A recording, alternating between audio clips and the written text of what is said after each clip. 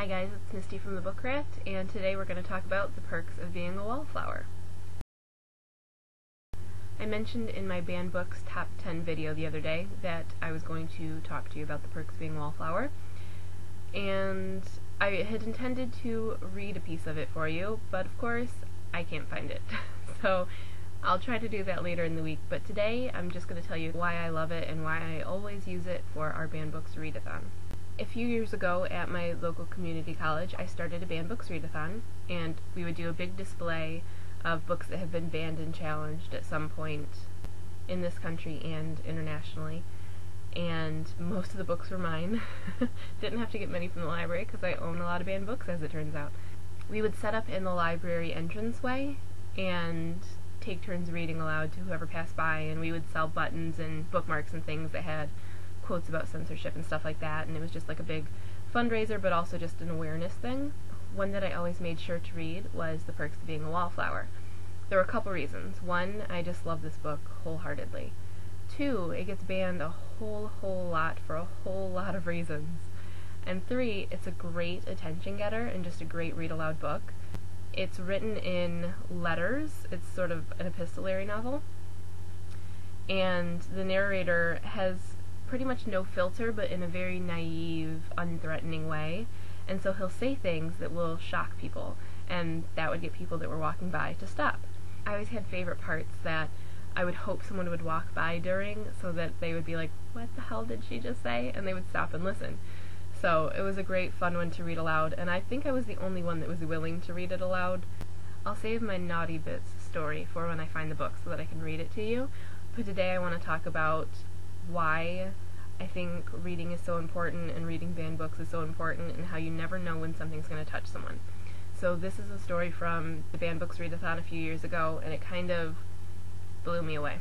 I was sitting there reading Perks of Being a Wallflower, as I always do, and I had just started it. I was maybe 20-25 pages in, and this kid came in and sat down at one of the tables out front and pulled out like this massive like accounting book or something ridiculous that I don't ever want to take, and sat down to study. And I just thought to myself, great, he's gonna get irritated that my loud ass is out there reading this vulgar book, and he's gonna get pissed and complain to someone in the school or whatever. And then I thought, you know what, I don't care. There are quiet reading tables in the library. He can go in there if he wants to. I don't care. So he sat there for probably like 3.5 hours, and I read the entire time, and he never made eye contact. I never saw him look at us. Every now and then he would look up in this like abstracted way, like he was just trying to solve a problem. But I thought for the most part that he was just tuning us out, and that if anything, we were just pissing him off. It was always just kind of there. I could see him out of the corner of my eye, and it was irritating me that he clearly didn't give a shit about what we were doing, and that we were probably getting on his nerves, and that was getting on my nerves. So I was just trying to block him out and keep reading the book, and it was getting a lot of attention, and you know, people were stopping and asking us what we were reading, and they'd buy buttons and whatnot, and I'd go back to reading. So a few hours later, he closes his book and just kind of sits back for a minute, but he still never looks over at us. So I just think, like, maybe he's deaf, or maybe he just really doesn't care. So he packs his bag, and he gets up, and he still has not made eye contact with us at this point, and I think he's just going to leave, just going to walk out. And instead he comes over to the table, and he asks us what we're reading. And I'm thinking, oh great, this is the part where he finds out what we're reading so that he can go tell the school board that we were reading something vulgar and it offended him.